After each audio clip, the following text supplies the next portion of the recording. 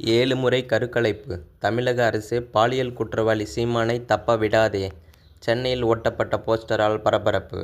நடிகை விஜயலட்சுமி சீமான் மீது பாலியல் புகார் கொடுத்துள்ள நிலையில் இந்த வழக்கை ரத்து செய்ய வேண்டுமென சென்னை உயர்நீதிமன்றத்தை சீமான் நாடினார். ஆனால் இந்த வழக்கு மிக தீவிரமானது என கூறி சென்னை உயர்நீதிமன்றம் வழக்கை ரத்து செய்ய மறுத்ததோடு 12 வாரத்திற்குள் வழக்கை முடித்து குற்றப்பத்திரிகையை தாக்கல் செய்ய வேண்டும் என்று வளசரவாக்கம் காவல் நிலையத்திற்கு உத்தரவிட்டுள்ளனர்.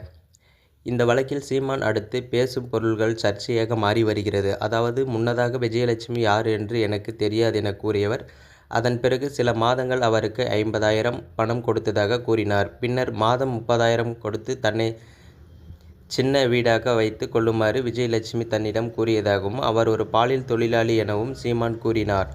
அதோடு வயசுக்கு வந்த குச்சியில் இருக்கிற புள்ளையை தூக்கிட்டு போய் சோளக்காட்டில் வைத்து கற்பழித்து விட்ட மாதிரி இந்த வழக்கு தொடர்பாக எல்லோரும் கதறிட்டு இருக்காங்க என்றார். அந்த பெண் விரும்பிதான் தன்னுடன் உறவு வைத்ததாகவும், கட்டாயப்படுத்தினால் தான் அது பாலியல் வன்புணர்வு என்றும், விரும்பி வைத்த உறவு பெயர் வேண்டுமென கூறினார்.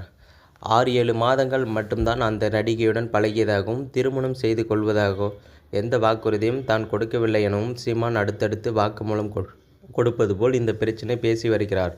குறிப்பாக சீமான் பாலியல் விவகாரம் தொடர்பாக பேசும் கருத்துக்கள் சர்ச்சையாக மாறியுள்ள நிலையில் தமிழக அரசியல் கட்சி தலைவர்கள் கண்டனம் தெரிவித்து வருகிறார்கள்.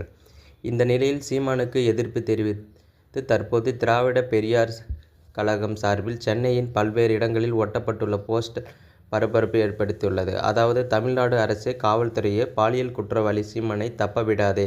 உதவி கேட்டு வந்த பெண்ணை ஏமாற்றி வன்புணர்வு 7 முறை கருக்கலைப்பு செய்த பாலியல் குற்றவாளி சீமானை கடுமையாக சட்டத்தில் கைது செய்து சிறையில் அடை என்று எழுதப்பட்டுள்ள. மேலும் இந்த போஸ்டர் தற்போது பரபரப்பை ஏற்படுத்தியுள்ளது.